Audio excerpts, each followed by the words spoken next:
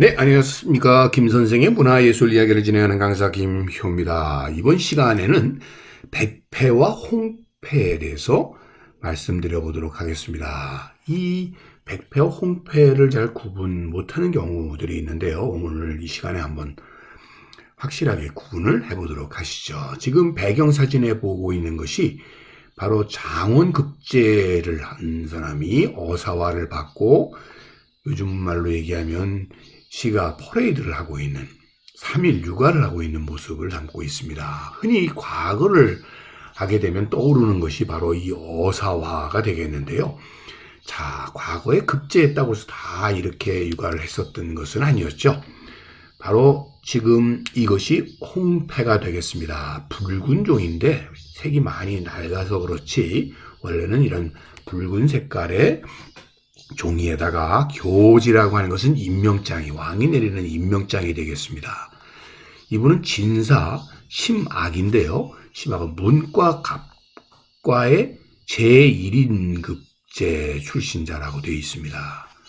즉 일반적으로 이 문과의 경우는 33명을 선발했고요.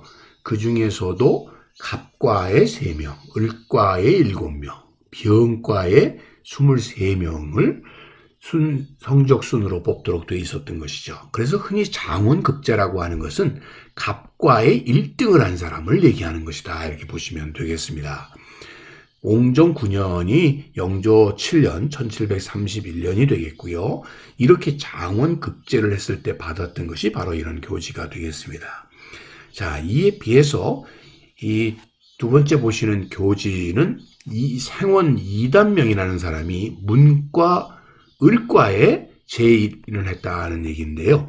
지금 이 시험의 경우는 별시였기 때문에 33명을 뽑지 않고 10명만을 뽑았고요. 그러다 보니까 이분은 문과 을과에서 1인을 했다는 것은 결국 차석 2등을 했다는 얘기가 되겠습니다.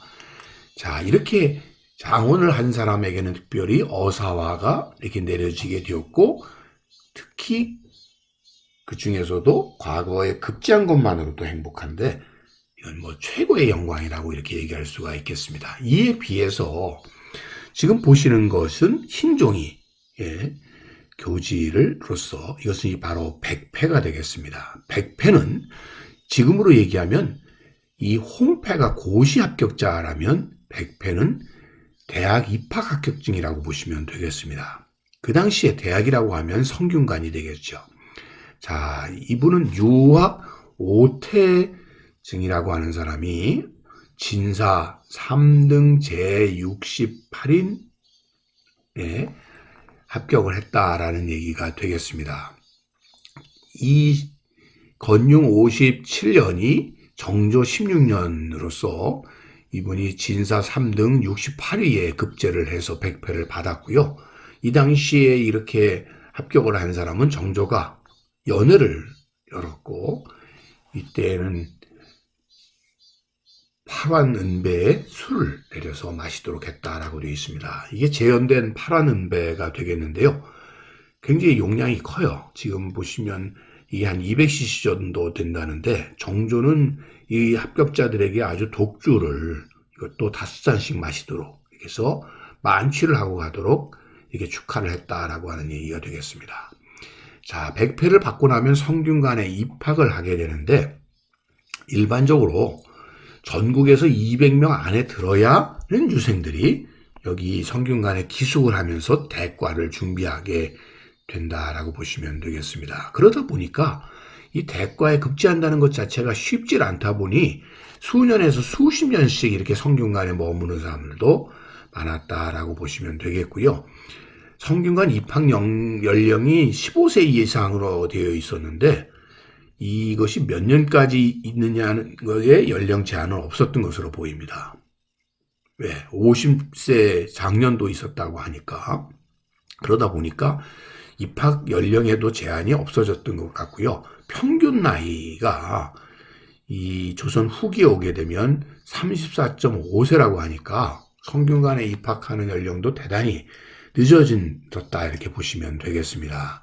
자, 성균관의 비천당의 모습과 명륜당의 모습을 보여주고 있습니다. 자, 느티나무와 함께 은행나무가 지금도 유명한 바로 이 명륜당에서는 기숙시설이 되어 있어서 동제와 서제 이렇게 각각의 방을 나누어서 이곳에서 기숙을 하면서 결국 대과를 준비했었다 이렇게 보시면 되겠습니다. 자, 선비들은 결국 모든 목표가 과거에 급제하는 것이다 보니까 그들의 여행 보따리에도 늘 이런 공부와 필기구가 늘 담겨 있을 수밖에 없었고요. 종이가 귀한 시절이다 보니까 이런 석판이나 에서 분필을 가지고 이렇게 글씨를 연습하기도 했었고요. 책이 워낙 비싸고 귀하던 시절이다 보니까 다 필사로 자기 책을 만드는 경우들이 많다 보니까 이렇게 줄을 친 선간지에 직접 써서 책을 만들기도 했었던 것이고요. 각필이라고 해서 책에다가 남들은 보이지 않게 자기가 이렇게 줄을 단다든지 거기다가 표시를 하도록 하는 이런 각필을 이용하기도 했었다 이렇게 보시면 되겠습니다. 자, 드디어 이제 과거를 보게 되면 당시의 과거 시험 답안지가 되겠고요. 이를 가지고 이제 채점을 하게 되는 것이죠.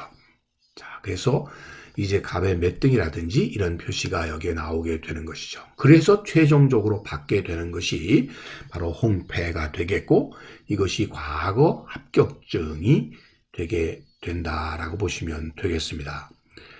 자, 이 경우는 지금 한량 이남교 무과 병과에 제 121등을 했다라고 되어 있는데 이 문과에 비해서 이 무과의 경우는 사실 뭐 8명을 뽑도록 하는 것이 원칙이라고 되어 있었지만 실제로는 훨씬 더 많은 숫자를 뽑게 되어서 과거 합격자 수를 비교를 해보면 광해군 때부터 고종 때까지 조선 후기에 554의 무과가 시행됐고 여기에서 뽑힌 사람만 12만 명이었다는 거죠. 그러니까 무과의 합격자는 이 문과에 비해서는 훨씬 더 많은 사람들이 뽑게 되어서 이 무과를 통한 급제자, 양반의 숫자가 대단히 늘어나게 되었다라고 보시면 되겠고요. 특히 양난을 겪고 난 군사적인 위기 상황 속에서 결국 군인들이 많이 필요하다 보니까 이런 현상들이 나타나게 되었다라고 보시면 되겠습니다. 자, 마지막으로 우리가에게는 정말 영웅인 이순신 장군의 이 교지를 보시게 되면 이분은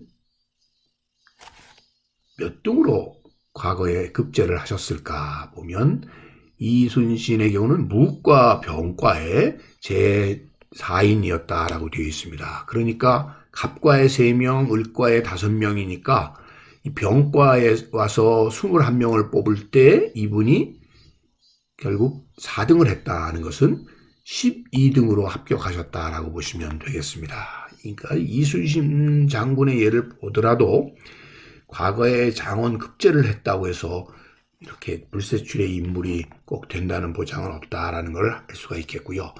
자, 과거에 급제한 걸 중에서도 장원 급제를 가장 많이 한 사람으로 꼽히는 것이 5,000원권의 주인공인 율곡 이희 선생이 되겠습니다. 이분은 흔히 구도장원이라고 얘기를 했는데 9번 급제를 장원 급제를 했다는 거죠.